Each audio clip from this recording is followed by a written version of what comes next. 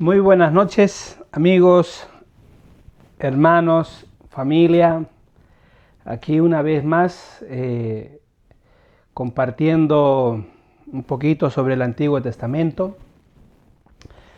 Entonces aquí con muchas ansias ya hemos terminado el libro de Génesis.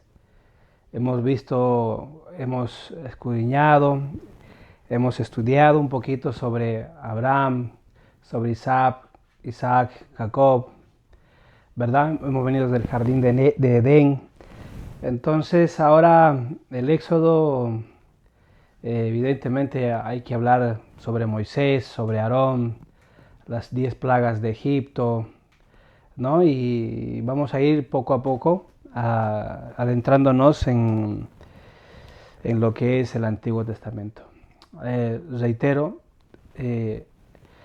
cuando Dios habló con Abraham, le prometió una descendencia, o sea, que no se podía contar, ¿no? Y habían bendiciones que Dios le dijo a Abraham de que le iba a llevar a una tierra donde el cual fluye leche, miel, ¿no? Y la tierra prometida.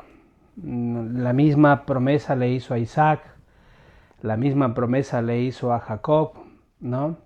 Entonces, personas comunes, corrientes, personas normales, con bendiciones, pero que tal vez grandes. Y ahora es distinto, ¿no? Porque cuando se le dio a Abraham, Abraham tenía un hijo, eh, nació Ismael, luego viene Isaac. Ismael son todos los descendientes musulmanes, ¿no? Del mundo islámico. Entonces, todos los de Isaac somos nosotros. Entonces, Isaac tuvo a Jacob y a Esaú. Hemos hablado sobre Esaú que decidió vender su primogenitura. Entonces, Jacob tuvo 12 hijos. Entonces, esas bendiciones han ido viniendo de familia en familia. Llegamos a un punto de Éxodo. Ahora esa bendición, o sea, esas promesas que Dios le había hecho a Abraham, a Isaac y Jacob, ya de que eran como promesas tal vez lejanas, ahora estamos en el punto de Éxodo, que esa familia se convirtió en una nación, ¿no? En un país, un pueblo grande, ¿no?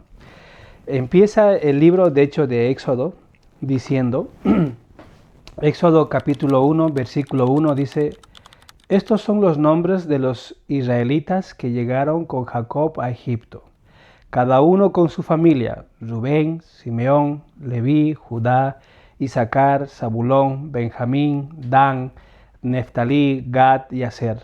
Los descendientes de Jacob sumaban en total 70 personas. José ya estaba en Egipto. Entonces, inicia de que cuando ya José, el príncipe de Egipto, se da a conocer a sus hermanos, dice mi padre está vivo, bueno, que venga mi padre, habla con Faraón, mandan camellos, carruajes y todo para que la familia de Jacob venga, ¿no? Cuando Jacob llegó a Egipto, dice que todos ellos hacían un número de 70, ¿no? Entonces eso es lo que dice Éxodo capítulo 1, del 1 hasta el 5, ¿no?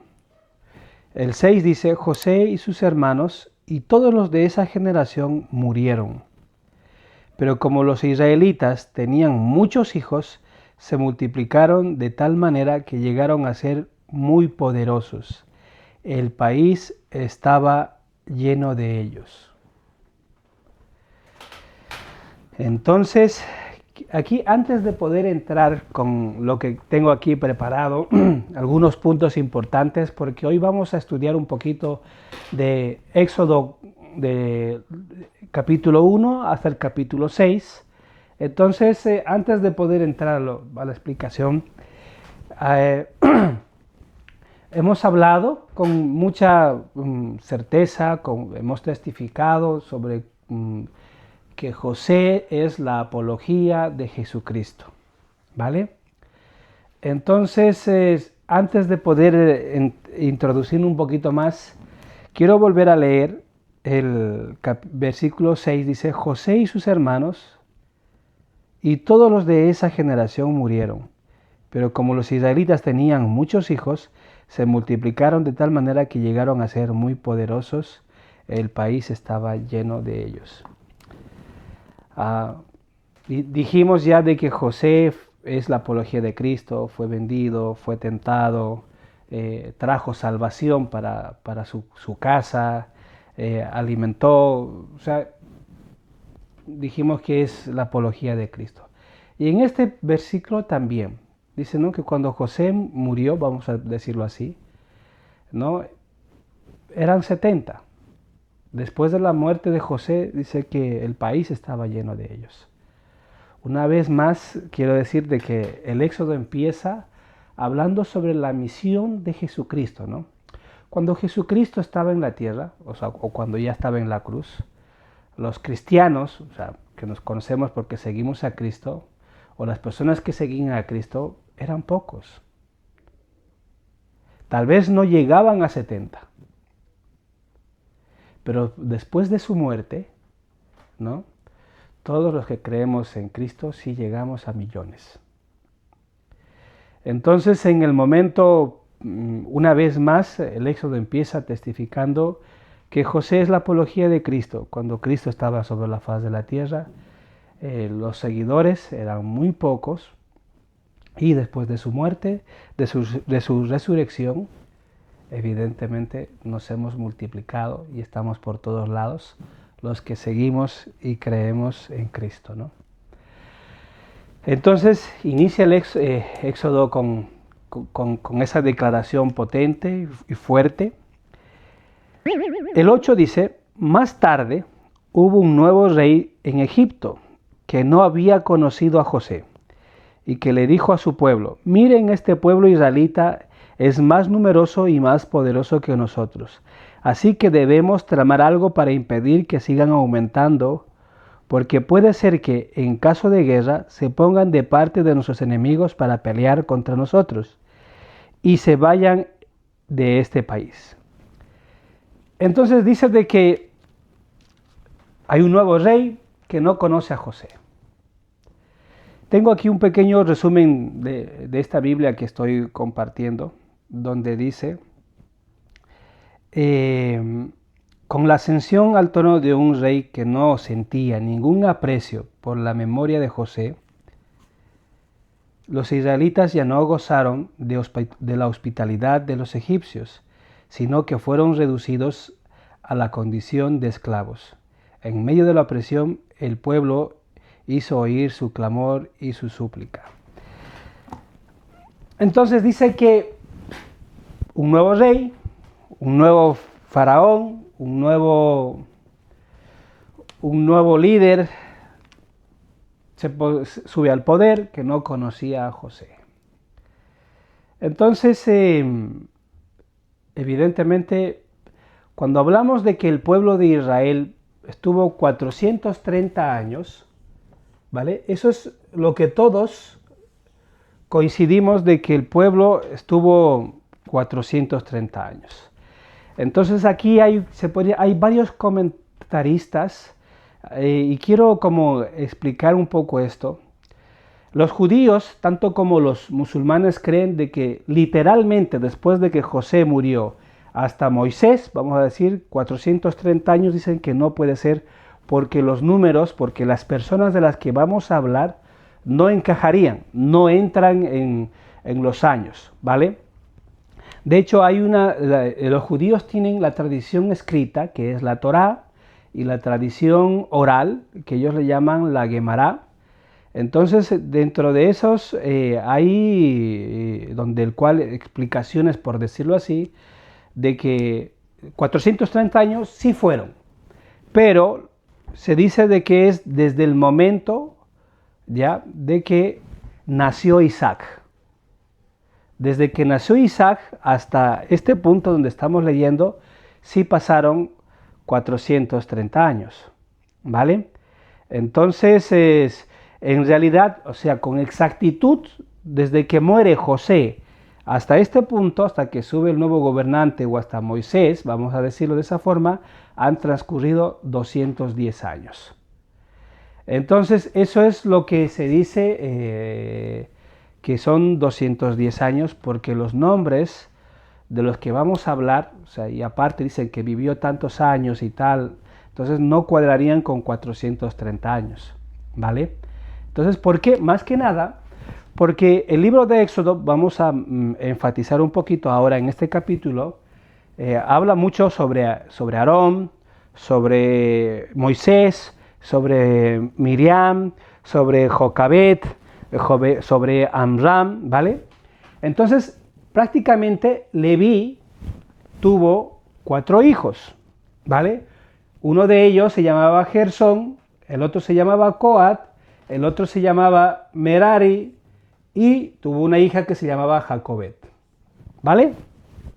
No he puesto la genealogía de Gersón, no he puesto la genealogía de Merari, pero sí quiero poner la genealogía de Coat. Coat tuvo un hijo que se llamó Amram, ¿vale? Y este Amram se casó con su tía, con la hija de Leví, por eso es de que los judíos dicen que no puede ser 430 años. Entonces ellos dicen, fueron 210, porque estos 400 es desde el nacimiento de Isaac, ¿vale? Para que se entienda. Entonces Amram se casó con su tía, con Jacobet.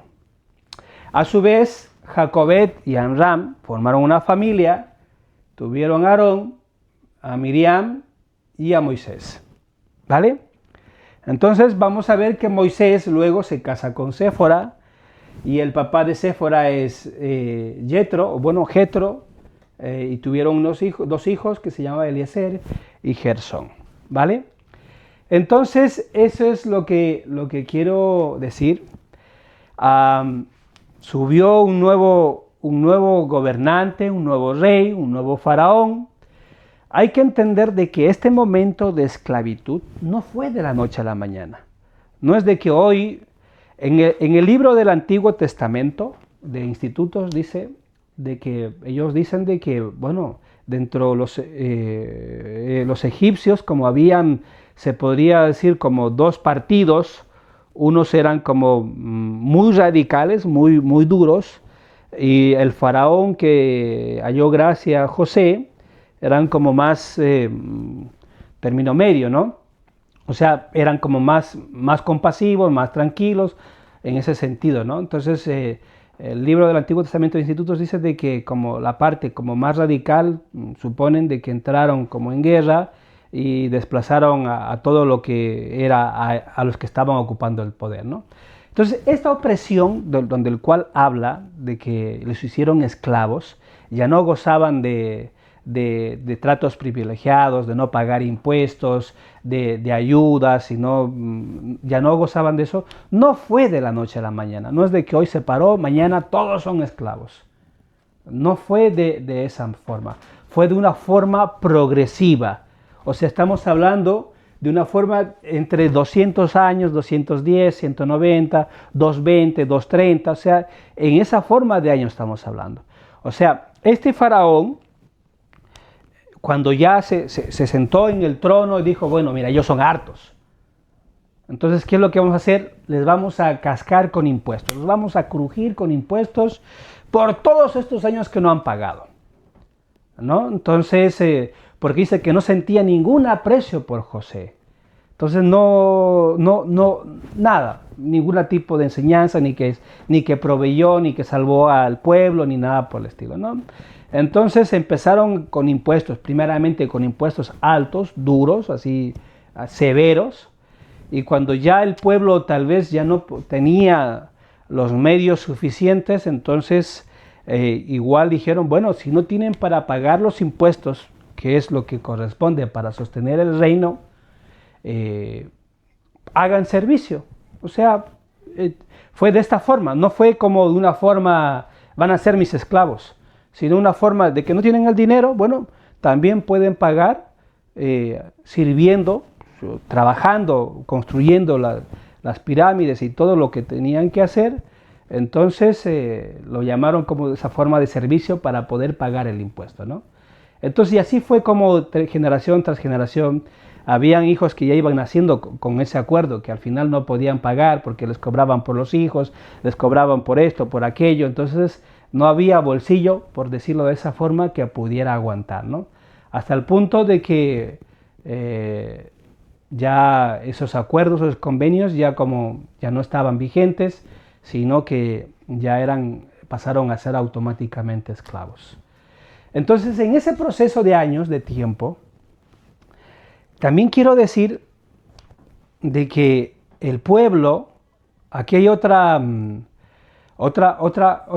corriente que quiero decir dentro de estos escritos que hay de los rollos del Mar Muerto, donde el cual dice que solo eran 400 años, ¿vale?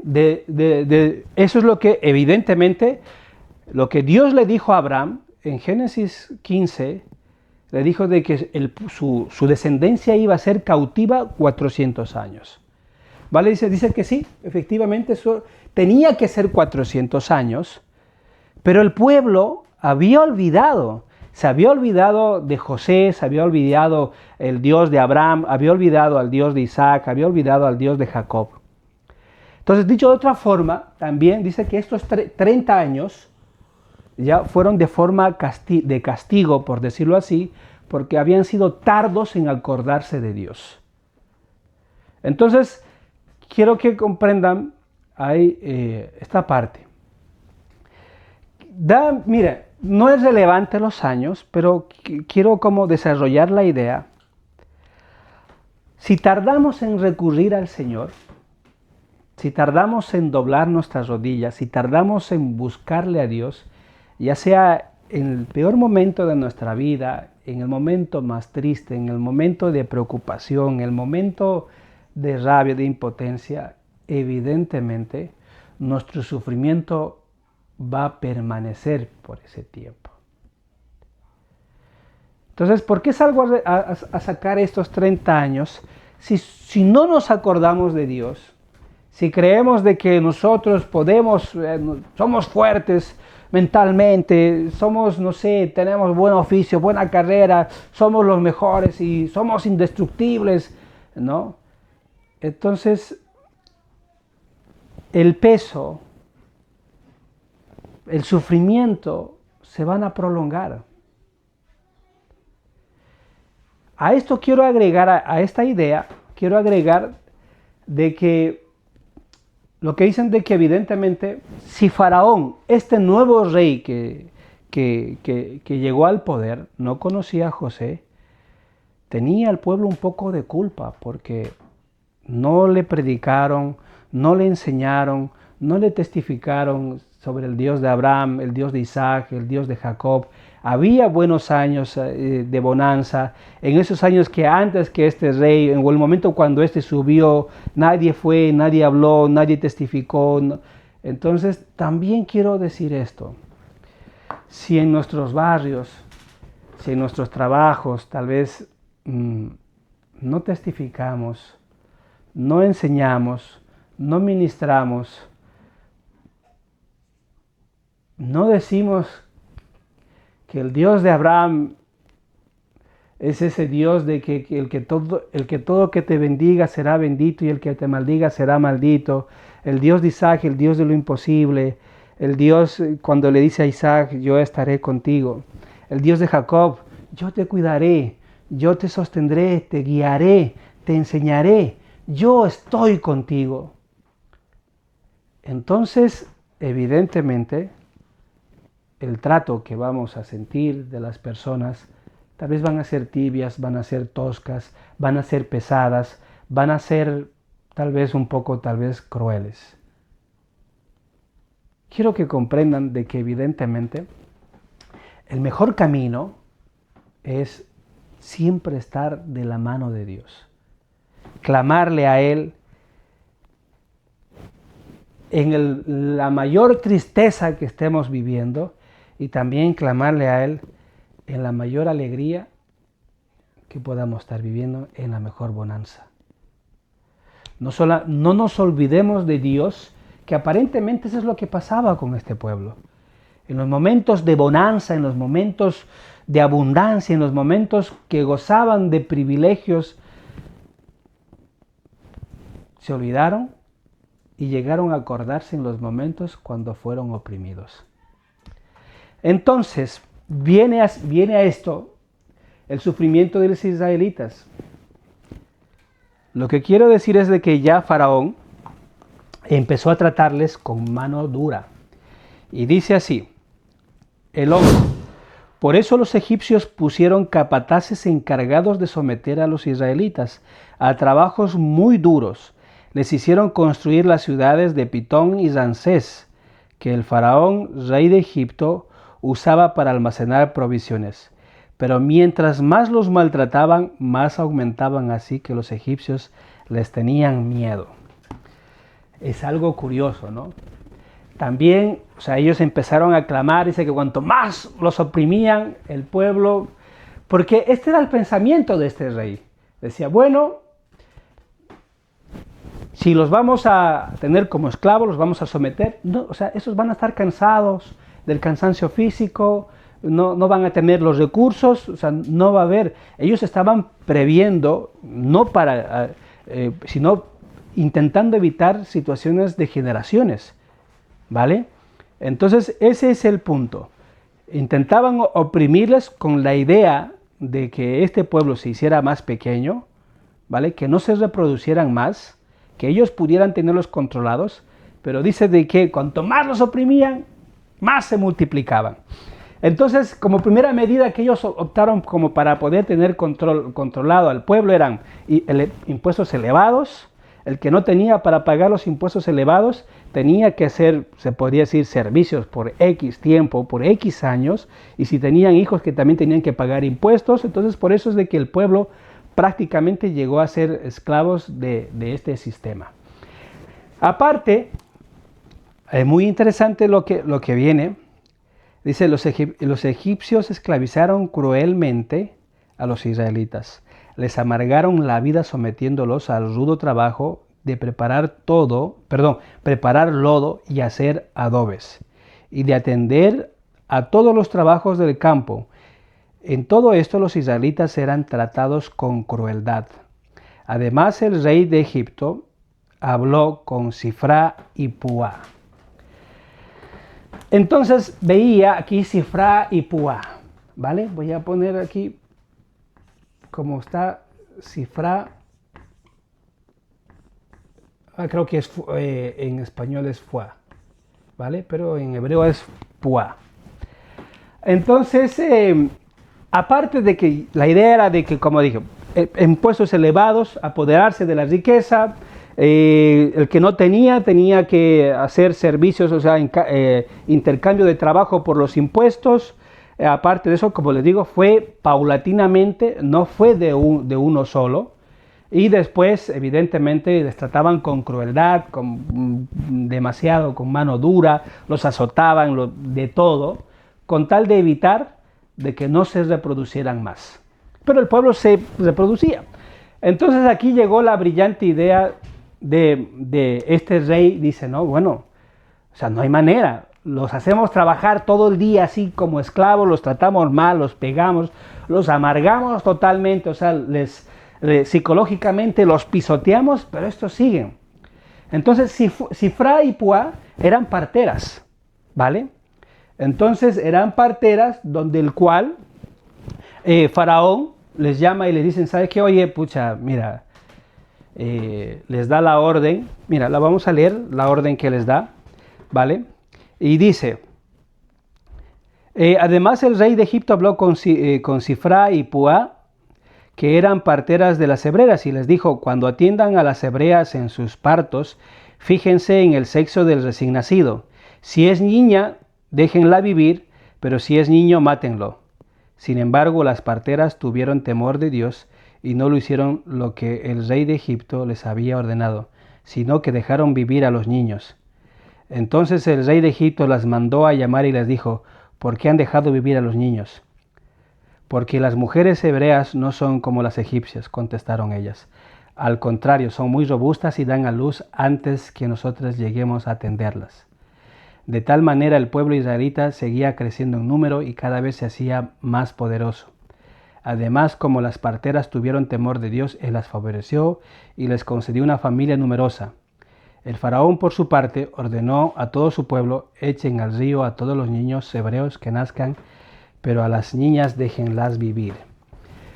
Para ir avanzando un poquito más rápido, quiero decir de que Sifra y Puá tuvieron la orden de poder matar a todos los niños que pudieran nacer y a las niñas dejarlos vivir.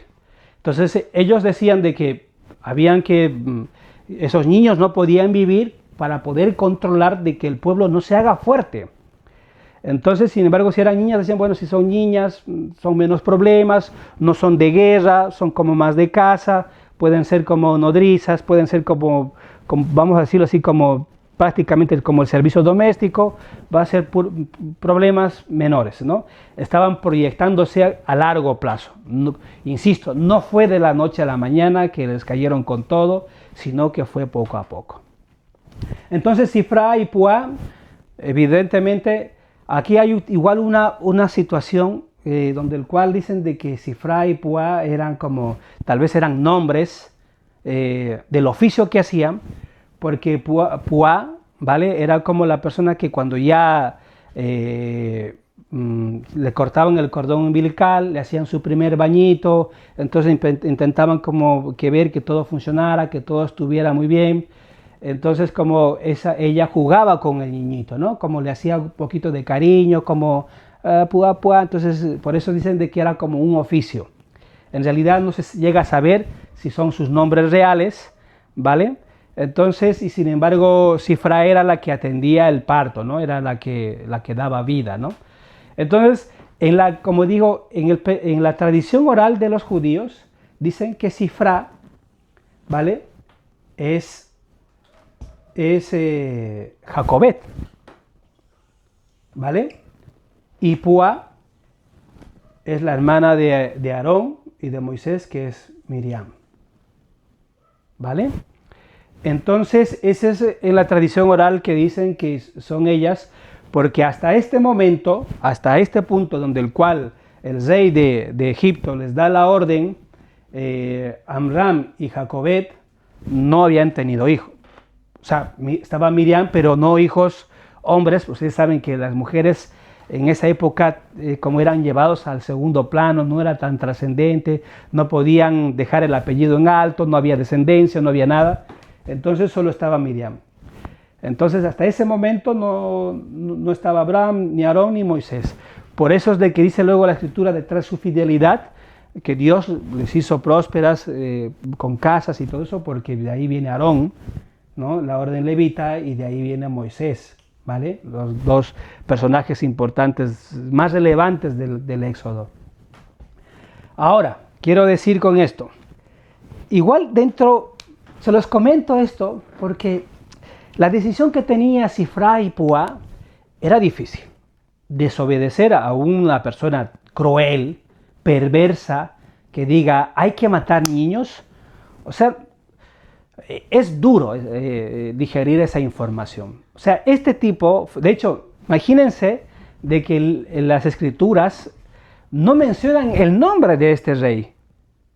O sea, no vale la pena, pero sin embargo de dos personas, o sea, como Sifra, Puá, sí las menciona, personas que en toda la Biblia no se vuelve a mencionar, solamente en esos versículos puntuales.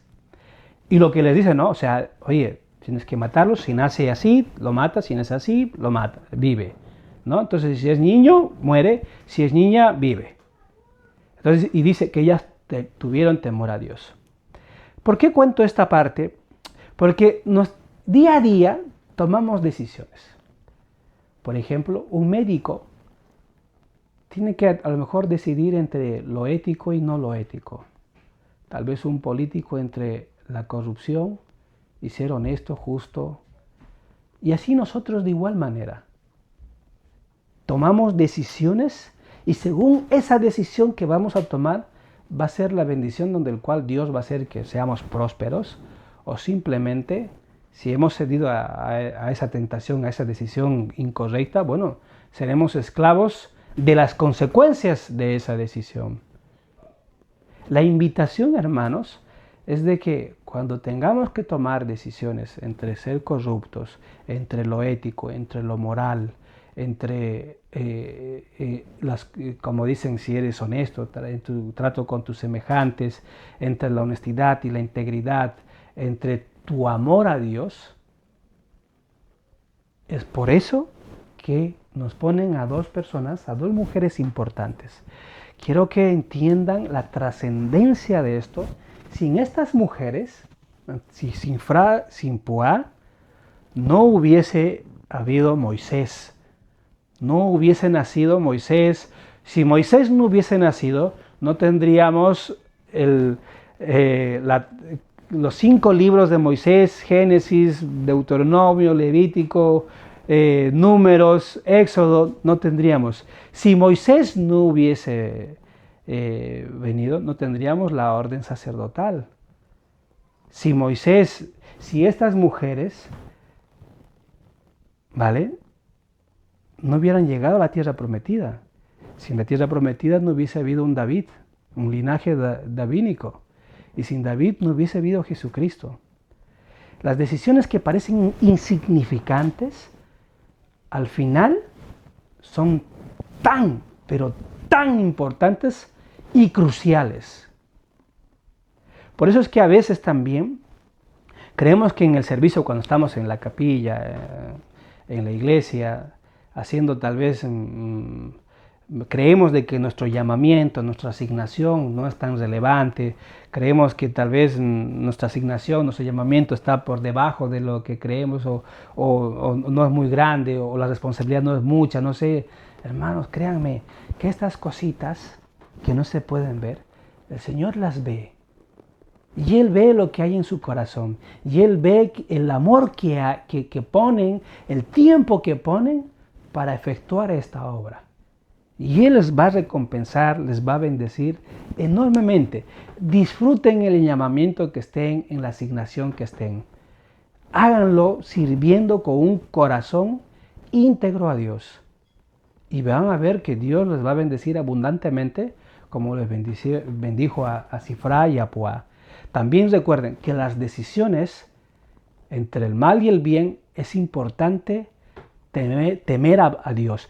Pero no es ese temor como, ay, me da miedo, sino el Antiguo Testamento habla del temor a Dios, es ese temor de que es más de amor, es ese temor de decir, oh, no estoy haciendo bien esto, pero por favor, Señor, perdóname, ¿no? Entonces es una cuestión más reflexiva, es una cuestión más de cercanía, es una cuestión que te llena el alma, ¿ya? No de pesar, no de preocupación, sino un sentimiento de amor, de decir, y esto es lo que el Señor busca en nosotros. Entonces, por favor, en los momentos que un médico tenga que elegir entre lo ético, entre no lo ético, decidan por lo ético. Entre un político o una persona que está en algún cargo, en algún llamamiento de mayor responsabilidad, siempre decidan por el camino del Señor y sean temerosos de Dios. Que esa es la mejor opción para que las bendiciones puedan llegar mucho más allá y puedan ser tan trascendentes, relevantes e importantes en la vida de cada uno. Quiero decir con esto de que llegamos al nacimiento de Moisés. Una vez más quiero decir que el nacimiento de Moisés, mi hijo me decía, yo compartía con él sobre la tradición escrita, porque los judíos tienen eso, dije, ¿no? Y también los musulmanes que coinciden con esto, porque ellos dicen que han sacado de algunos rollos del Mar Muerto. Dicen que, yo le dije, ellos dicen de que Moisés nació a los 6 meses. Y él me dice, médicamente, pa, eso es imposible. ¿Sí? Es imposible. 6 meses. Y dice ahí en estos comentaristas, como Rashi entre los judíos o el Rambam, dicen de que Moisés nació a los 6 meses, ¿vale? Y como nació con 3 kilos 200, para que se hagan una idea. Entonces, y cuando él nació, como la luz brillaba, por eso es de que Jacobet, su mamá, y Amram vieron esto y dijeron, wow, este es un niño raro, especial, o sea, diferente.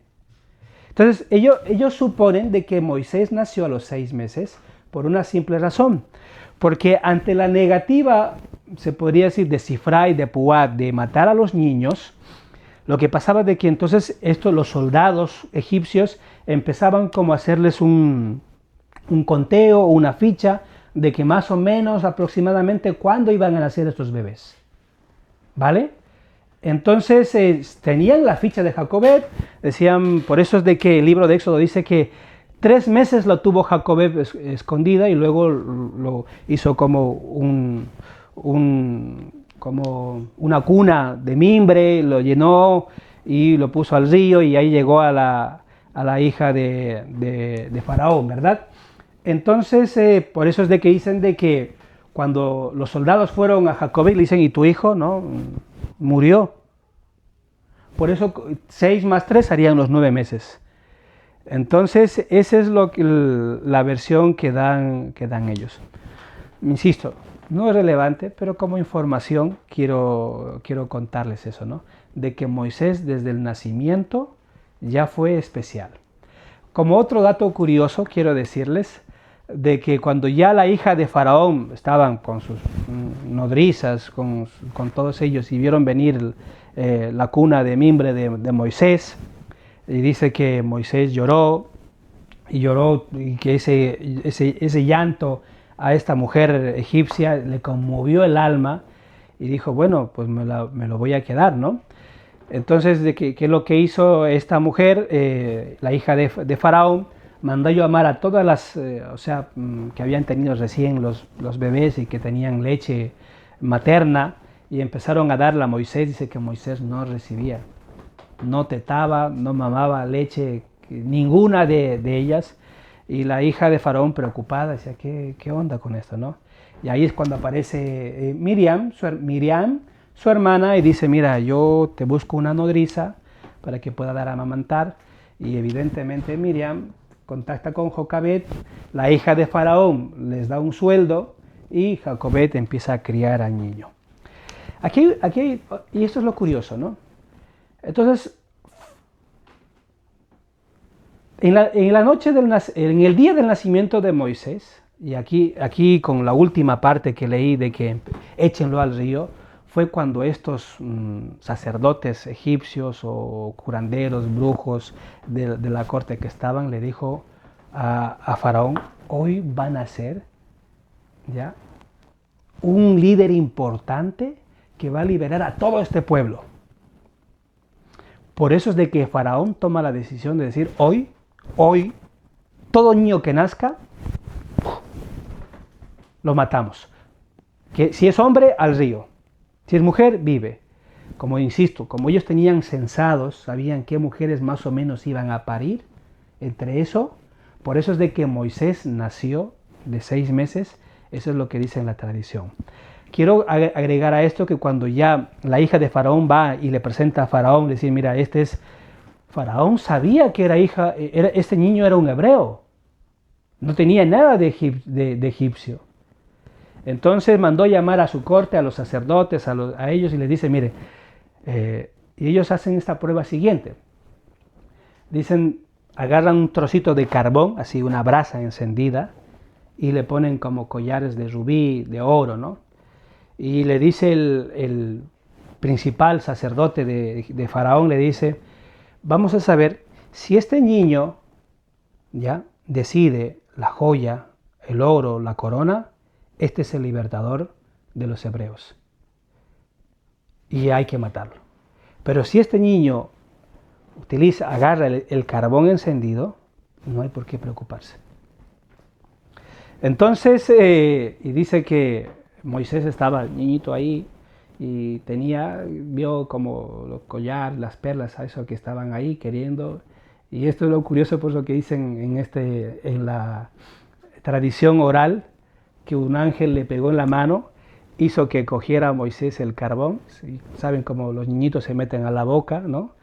Y entonces por eso es que Moisés tenía un poquito de la lengua de la parte de abajo y se quemado. Por eso es que tenía algún cierto tipo de dificultad al hablar, ¿no? Entonces, eso es lo que cuenta en la tradición oral.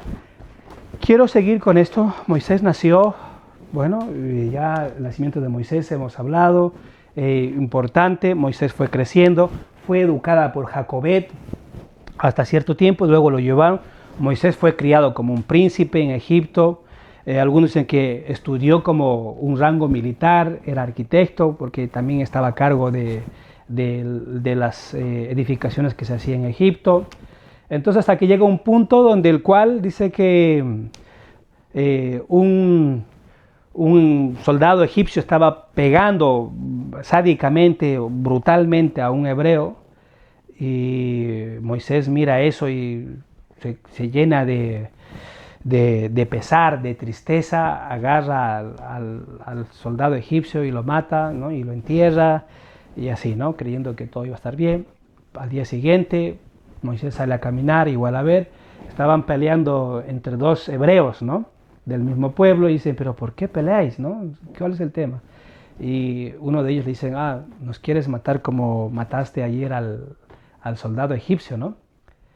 Entonces ahí es Moisés que se da cuenta de que ya ese secreto ya no podía ocultarlo. Se entera Faraón y Faraón intenta matarle a Moisés. Y Moisés hasta ese punto tenía 40 años.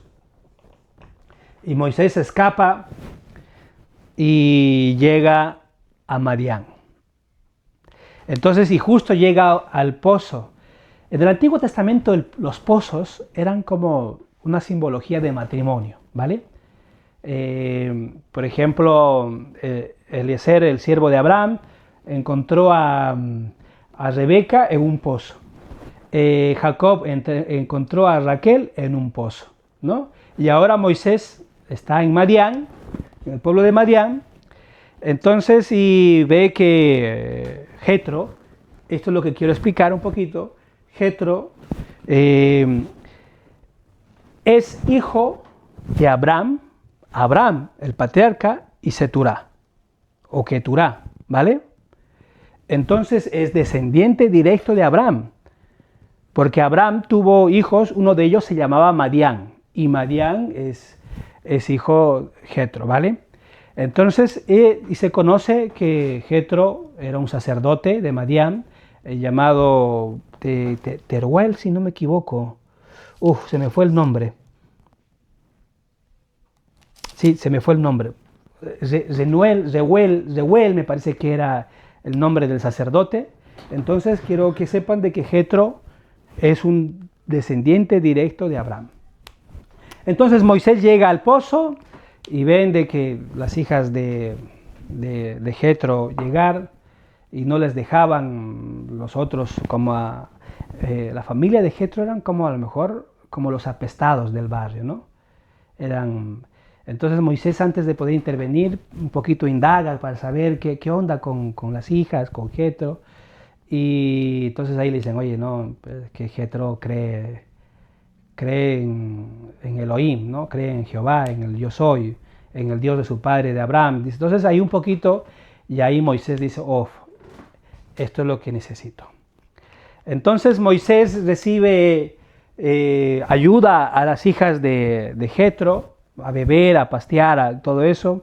Las hijas se van, Moisés se queda en el pozo, llegan a su casa las hijas y le dicen, ¿qué pasó? ¿Por qué tan temprano, Jetro, no? No, es que un hombre egipcio nos ayudó. Y dice, pero ¿y qué? ¿Dónde está él? No, se quedó ahí. No, tráiganlo a casa, ¿no? Y llega y Jetro, evidentemente, ofrece, no que ofrece, sino Moisés se casa con Séfora, que Jetro es el papá, y de Séfora nace Eliezer y Gerson, ¿vale? Moisés durante los 40 años, otros 40 más pasaron, ¿vale? 40 años, tuvo primeramente a Eliezer, su primer hijo. Entonces ya Moisés tenía 80 años. Moisés tenía 80 años. Moisés se hizo cargo del rebaño de su suegro, de Jetro, iba pasteando. Y entonces quiero hablar un poquito sobre la esencia de Moisés. Yo sé que muchos dicen que cuando tuvo en la zarza ardiente, que Moisés fue rebelde, no le creyó, tuvo incredulidad y todo eso.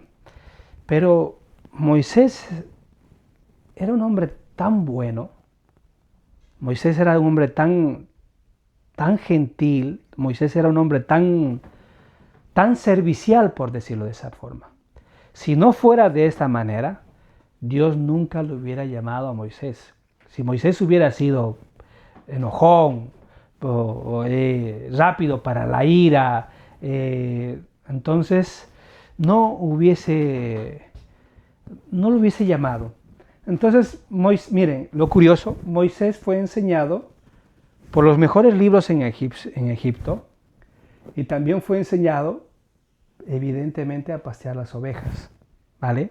En esos 40 años, si Jetro viene del linaje de Abraham, pues tiene que saber la historia, que Dios le prometió a Abraham bendiciones, tiene que saber la historia de Isaac, tiene que saber la bendición de Jacob. Entonces fue como un estudio más espiritual, ¿vale? Aquí fueron como maneras militares, como fue diferente, y aquí fue una enseñanza más espiritual. Moisés llega y para terminar, Moisés llega al monte Horeb, que al final es el mismo monte Sinaí, y ahí dice que ve una zarza ardiendo, ¿vale? Una zarza ardiendo, y a Moisés le llamó la atención, va y dice que la zarza le habla, le dice a Moisés, alto, quítate tus zapatos porque en la tierra que estás, tierra santa es. Esto es bonito, precioso, maravilloso. Quítate tus zapatos porque en el lugar que estás, tierra santa es. Evidentemente los zapatos nos protegen, nos ayudan a poder desplazarnos con mayor rapidez, nos da cierta seguridad en el momento de mantener algún equilibrio, nos da cierta seguridad en el momento de hacer algún trabajo, nos da cierta seguridad para poder desplazarnos con comodidad sin hacernos daño. Entonces, dicho de otra forma, el Señor le dice a Moisés, Moisés, olvida todos tus planes, ¿vale? Y confía en mí.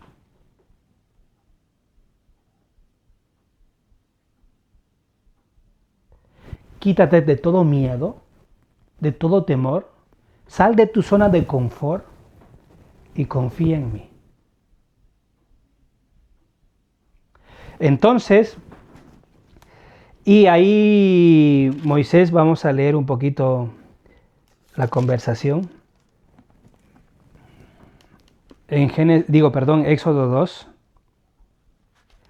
dice,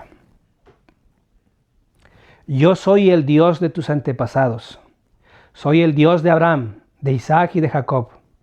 Moisés se cubrió la cara, pues tuvo miedo de mirar a Dios. Pero el Señor siguió diciendo claramente, he visto cómo sufre mi pueblo que está en Egipto. Lo he oído quejarse por la culpa de sus capataces. Y sé muy bien lo que sufren. Por eso he bajado para salvarlos del poder de los egipcios. Voy a sacarlos de este país y llevarlos a una tierra grande y buena, donde la leche y la miel corren como el agua. Es el país donde viven los cananeos, los hititas, los amorreos, los fereceos, los heveos y los jebuseos. Mira, he escuchado las quejas de los israelitas y he visto que los egipcios los maltratan mucho. Por lo tanto, ponte en camino que te voy a enviar ante Faraón para que saques de Egipto a mi pueblo. Entonces Moisés le dijo, ¿y quién soy yo para presentarme ante el Faraón y sacar de Egipto a los israelitas? Y Dios le contestó, yo estaré contigo, y esta es la señal de que yo mismo te envío. Cuando haya sacado de Egipto a mi pueblo, todos ustedes me adorarán en este momento. Pero Moisés les respondió, el problema es que si yo voy y le digo a los israelitas, el Dios de tus antepasados me ha enviado a ustedes, ellos me van a preguntar cómo se llama. Y entonces, ¿qué les voy a decir? Dios le contestó, yo soy el que soy. Y dirás a los israelitas, yo soy, me ha enviado a ustedes. Además, Dios le dijo a Moisés, di también a los israelitas, el Señor el Dios de los antepasados de ustedes, el Dios de Abraham, de Isaac y de Jacob, me ha enviado a ustedes. Este es mi nombre eterno, este es mi nombre por todos los siglos. Anda, reúne a los ancianos de Israel y diles, el Señor, el Dios de tus antepasados, el Dios de Abraham, de Isaac y Jacob, se me apareció y me dijo que ha puesto su atención en ustedes y que ha visto el trato que les dan en Egipto. También me dijo que los va a librar de los sufrimientos en Egipto y que los va a llevar al país de los cananeos, hititas, amorreos, fereceos, heveos y jebuseos.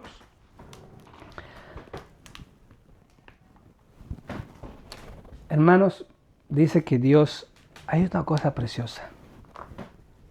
Cuando se presenta en la zarza, dice, ¿no? Moisés, Dios nos conoce, sabe nuestro nombre, sabe en realidad quiénes somos, sabe lo que realmente hay en nuestro corazón y en nuestro potencial. Hay otra cosa impresionante, dice que Él ha escuchado el clamor de su pueblo. Hermanos, una vez más la invitación es que cuando estén en los momentos más difíciles, más tristes, en los momentos más prósperos también, clamen a Dios. Esa es la llave de los cielos. Clamar a Dios en todo momento, en todo lugar. Con esto quiero decir de que Moisés, en esa conversación, tenía una vara, ¿no? Y le dice, ¿qué es lo que hay en tu mano? ¿No? Y dice, tírala. Lo tira la vara y se convierte en una serpiente. Moisés, asustado, evidentemente, empieza a correr y dice, no, cógela de la cola, ¿no? Lo toma de la cola y la vara, la serpiente se convierte en una vara, ¿no? Normal. Esa vara, el cayado de Moisés, simboliza varias cosas, ¿no? La presencia de Dios, el poder y la autoridad para poder obrar grandes milagros en Egipto. Entonces quiero darle un enfoque, si me permitís, hermanos, para poder terminar este capítulo. Monte Sinaí siempre se ha reflejado con los templos. Para poder llegar a la tierra prometida, para poder llegar a esa tierra donde fluye leche y miel como agua, necesitamos ir a la casa de Dios. Necesitamos hacer convenios. Necesitamos prometerle al Padre que vamos a vivir la ley del Evangelio, vamos a vivir la ley de sacrificio, vamos a vivir la ley de consagración, vamos a vivir de toda palabra que sale en la boca de Dios. Esa vara es el sacerdocio. Ha sido investido con un poder para poder obrar milagros y para ver los milagros. Si ya, mi querido hermano, te bautizaste, recibiste el sacerdocio de Aarón, recibiste el sacerdocio de Melquisedec, tienes que llegar al templo. Amigo mío, que a lo mejor estás recibiendo charlas con los misioneros, las misioneras, o estás siendo predicado la buena palabra, esa zarza, esa vara que representa la presencia de Dios, es la promesa que vas a tener su espíritu. Que necesitas un lugar donde congregarte, un lugar, un refugio. Que necesitas a Dios en tu vida. Dependiendo en el momento, en el punto que estás, si estás atravesando un momento difícil en tu vida, un momento triste, un momento desesperado, un momento de sufrimiento, esa zarza va a significar que tienes que acercarte a Dios, tienes que buscarle, tienes que tener el deseo en tu corazón de poder conocer, de poder beber esa agua para nunca más volver a tener sed. Necesitas comer ese pan de vida. Necesitas hacer arreglos en tu vida para poder enfocarte y poder centrarte en Cristo. Solo podemos llegar a esa tierra prometida, donde fluye leche y miel como agua, a través de Cristo, a través de convenios, a través de ordenanzas, a través de creer que Cristo es el Salvador del mundo, que no hay otro camino por el cual se ha dado para poder llegar a esa tierra prometida. Y la tierra prometida, donde cual fluye leche y miel, la tierra de Canaán, es volver a la presencia de nuestro Padre Celestial. Quiero decir, hermanos, que todos somos llamados como Moisés. Evidentemente no vamos a liberar a un pueblo grande en número,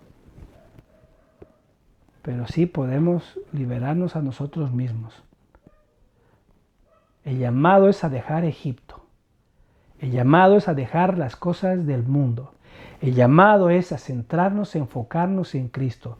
El llamado es a tener en nuestra vida ejemplos de vida de hombres nobles, comunes, normales, como Abraham, Isaac, Jacob, Moisés. Con hombres que tal vez se consideraban torpes en poder expresarse, tal vez tímidos, tal vez no con la confianza necesaria.